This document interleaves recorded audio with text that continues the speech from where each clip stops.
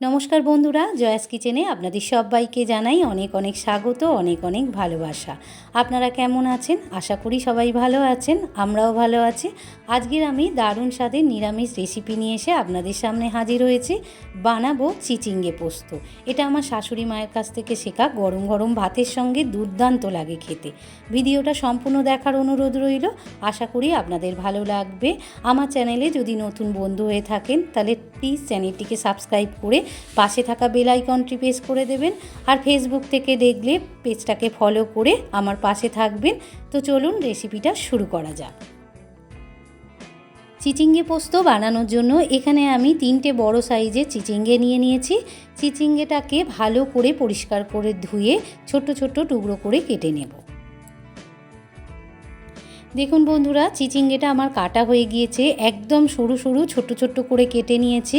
এটাকে পরিষ্কার করে ভালো করে ধুয়ে নিয়ে একটা চুবড়িতে জল ঝরাতে দিয়েছি। প্রথমে গ্যাসের উপর একটা কড়া বসিয়ে দিয়েছি, কড়াতে বেশ কিছুটা সর্ষের তেল দিয়ে দিয়েছি। আজকে সর্ষের তেলেই রান্নাটা করব। সর্ষের তেলে রান্নাটা করলে রান্নার টেস্টটা খুব ভালো হয়। এবার তেলটা গরম হয়ে এসেছে, চিচিঙ্গেগুলো দিয়ে দেব কড়াতে। চিচিঙ্গেটা ভাজাভাজি করতে দিয়েছি। এবারে আমি পোস্তটা বেটে নেব। তার জন্য এখানে বড় চামচের 2 চামচ পোস্ত নিয়ে নিয়েছি, আর নিয়ে নিয়েছি 6 থেকে 7টা কাঁচা লঙ্কা। এবার এটাকে পেস্ট করে নেব। চিচিঙ্গেটা ভালো করে নাড়াচাড়া করে ভাজাভাজি করে নিয়েছি, একদম লালচে করে ভেজে নিয়েছি। আর কতটা কমে এসছে দেখুন বন্ধুরা। আর চিচিঙ্গে যখন ভাজি আমি অল্প একটু লবণ আর একটু হলুদ দিয়ে ভেজেছি, তো বন্ধুরা সেটা দেখানো হয়নি।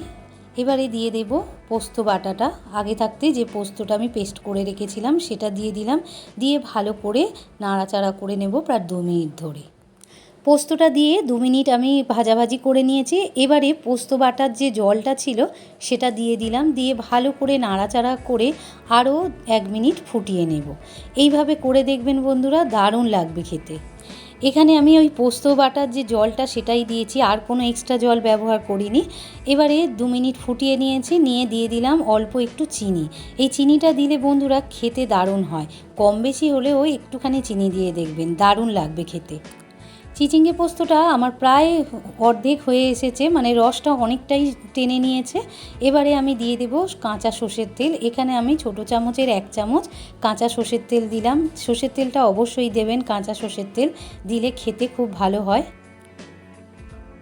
এবারে দিয়ে দিলাম 2টো কাঁচা লঙ্কা, গোটা কাঁচা লঙ্কা। তো বন্ধুরা, আমি পুরো রান্নাটা করলাম, গুঁড়ো লঙ্কার ব্যবহার করিনি, সমস্তটাই কাঁচা লঙ্কা দিয়েই আজকের রান্না করেছি। খেতে দারুণ লাগে বন্ধুরা। এভাবে বাড়িতে একবার হলেও বানিয়ে দেখবেন, অসাধারণ লাগে খেতে।